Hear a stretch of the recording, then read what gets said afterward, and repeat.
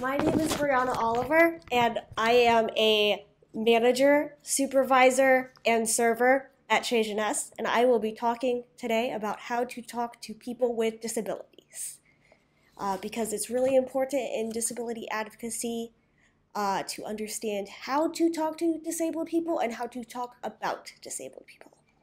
The first thing is our brains are basically operate differently. They're still capable of doing the same things that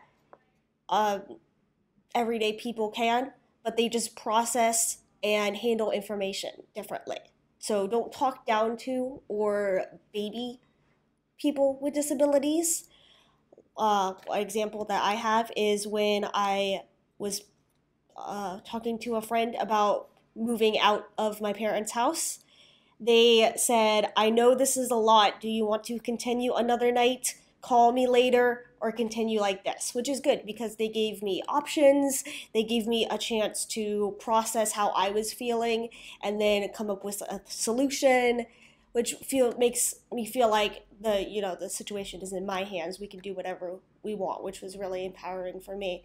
What you don't want to do is when you come into a restaurant, you know that we have a mission here, a goal.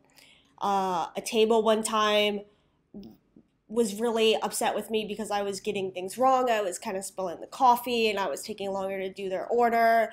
But once they read the back of the menu and saw like our mission statement, their whole attitude changed. They became over empathetic and like, just like, "Oh, it's such a good thing that you do here," which I know Catherine has talked about on our YouTube channel and in other videos, how that language is actually not good because while it is a good thing that we're doing here, it's not like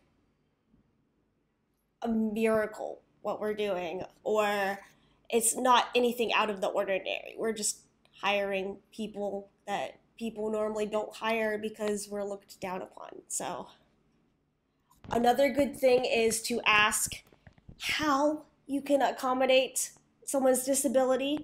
For example, if they need more reminders or they need additional help, or they need like very clear communication, changes in like your speech or your language, or like behavior when you communicate with them. An example of this is I have like a processing disorder, so sometimes I have to ask people to repeat back what they said, or I usually ask when like guests are getting a to-go order to spell their name, because people do spell common names differently, but also so that I can make sure that I understand what their name is. So one of the most important things about talking to people with disabilities is having patience and empathy with them, because everybody, when we deal with each other, we get a little bit frustrated in our interactions. But because people with disabilities often think and act in different ways, when you're dealing with them, you may get extremely frustrated or overwhelmed. An example of this is the environment that we have created here at work. Catherine really does a good job of taking time to get to know each one of her staff members and listen to their what they need to do their job, and giving us time to process our emotions. I guess an example of how not to do this is because, as I mentioned before, I do have a processing disorder. My parents often, when they ask me if I want to do something or to do something, expect me to answer like almost immediately, and that's really hard for me to try to do. And I've tried communicating this with them, but they don't seem to quite understand. So just try to establish honest and open communication, talk about the feelings as it happens in the moment, and learn to ask for help when you need. One of the good resources we have here is this box of emotions. It has little cards in it that as you go through will give you the names of, like, this one says Zen, and it gives you like some definitions of it, like relief, calm, comfort, delight, empathy, and warm glow. So if somebody is having trouble figuring out what emotion they're feeling, then this is a good resource to go and find that. And that leads to the pathway of, okay, we know that you're feeling this. Can you tell me something that, like, why might you be feeling it and what we can do about that? So just try to encourage, like, how are you feeling right now, and why do you think you're feeling like that? And is there anything I can do to help?